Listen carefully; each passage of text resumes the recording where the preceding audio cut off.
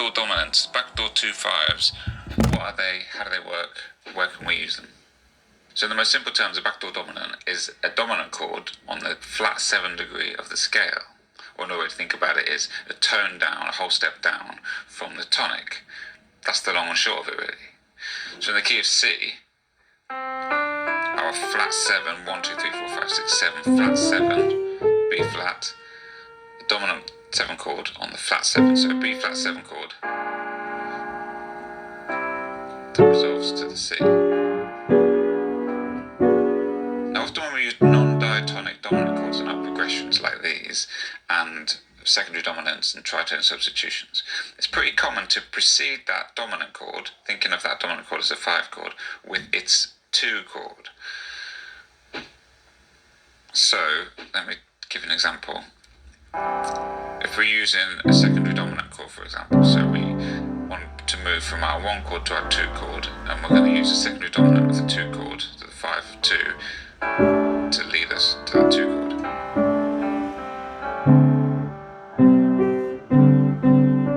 Now what we could do is thinking of that 5 chord, that A7 as a 5 chord, we play the 2 before it as well, so we would create a 2-5, and then thinking of that D minor as the 1.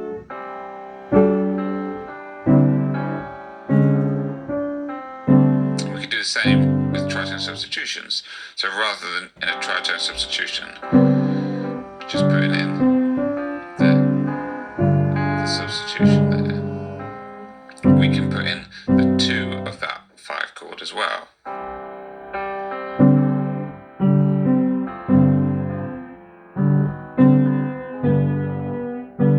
And it's really common to see the same thing done with our backdoor dominant. So we create a backdoor 2-5 that leads us to resolve to our tonic chord. Now theoretically that 2-5 is a 2-5 in E flat major. But we're not resolving to an E flat here, we're resolving to a C major. So in the context of C, that backdoor 2-5 is actually a minor 4 followed by a dominant flat 7 that resolves to the 1 chord. So we call it a 2-5 because of its relationship to each other, but also because of how it functions in leading us to a 1 chord. So that's what a backdoor progression is, or backdoor 2-5 is. So now you could work it out in any key. So in E flat, we're going to build on the 4th degree, we're going to have a minor 7 chord, so A flat, minor 7. And on the flat 7 is a dominant chord, D flat 7. So we can have a progression like.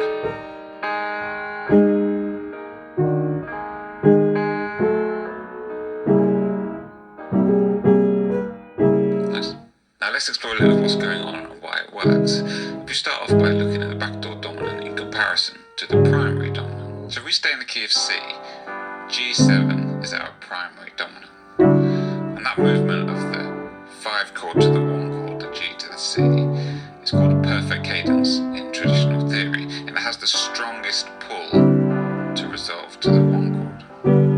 Now if we have a little look at why we get that pull, we'll discover some reasons for why the backdoor dominant also resolves nicely to the 1 chord. So I think that with that G7, the strength of the resolution comes from the 3rd and the 7th of the chord.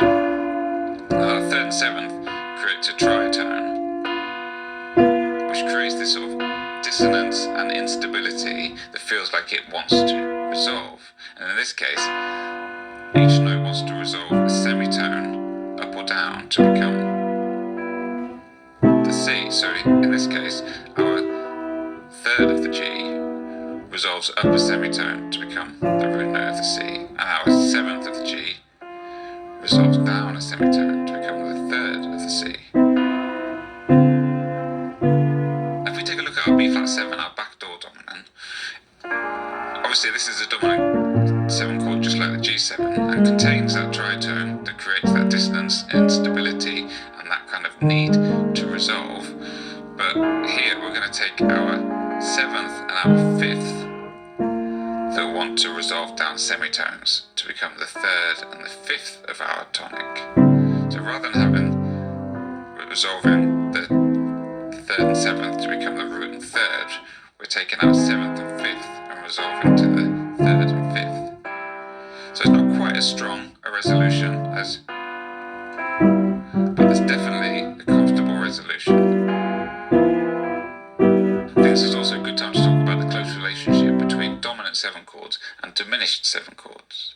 If you take any dominant 7 chord and you raise the root note by a semitone, you get a diminished 7 chord.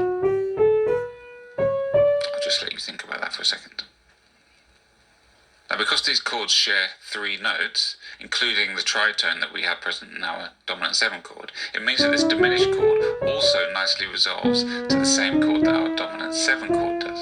So we think about this in relation to our G7 and its pull to C. We take our G7 and we take our root note and move it up a semitone, create a diminished chord. Now that diminished chord also resolves nicely to the C chord. Because we've got that same movement that's present in that G that I talked about, the resolution, which I'll do here. With the diminished chord, we've still got that that's going to move to there. And if we play that diminished chord over a G bass note, given a G context, what we've created is a G7 with a flat 9. And not only does that flat 9 create a bit more tension that wants to be resolved, it also creates a note that can also fall a semitone to resolution. So not only do we have the F and the B that want to resolve a semitone to the root and third of C, we've now got this A flat that would also fall to become the 5th of the chord. So we've got this little shape here.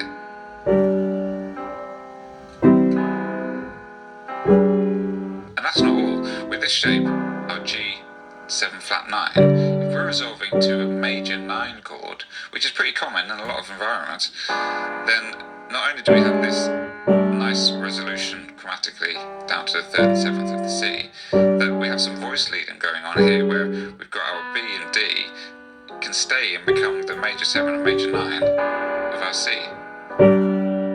Now let's get back to our backdoor dominant. So if we take our B flat 7 and we do the same thing, we raise our root note up a semitone, we've created that same diminished chord as the G7. So it should come as no surprise that a B flat 7 resolves to a C in the same way that the G does, especially if we play that B flat 7 as a B flat 7 with a flat 9. Because we know that those 3 notes,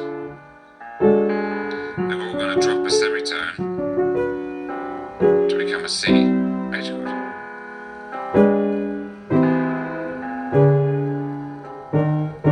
I've done a separate video all about diminished chords where I go into a lot more detail, so if you've not already seen that, check it out. Okay, while we're on this, an interesting little aside. Well, I think it's interesting anyway, and maybe someone out there could help me get my head around it. Now, particularly in jazz, we have these really common ways to approach our tonic chords. So we've got our really standard 2-5-1, and then we also have our backdoor 2-5 that we're talking about today. We also have our tritone sub. Okay, so 3 really common ways that we approach that. You see it in lots of standards. It's all over the place.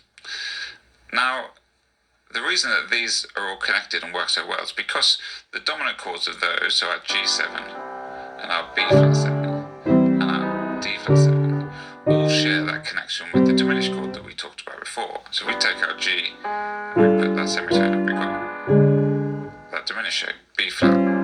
We've done the same, but it's the same for our D flat 7, put our root note up a semitone, we've got that diminished shape again. But a diminished chord is a symmetrical chord, and it is in fact 4 chords in one. So this is not only an F diminished, it's an A flat diminished, and a B diminished, and a D diminished. So that diminished shape should include 4 different dominant chords that all lead us to that same resolution. We've seen that we've got a G7 and a B flat 7 and a D flat 7. So what is the 4th chord? So if we take our diminished chord, we have to just lower the top note. We've got a D flat 7. If I lower the There's no, I get my B flat 7. If I lower G7, if I lower this, I'm going to get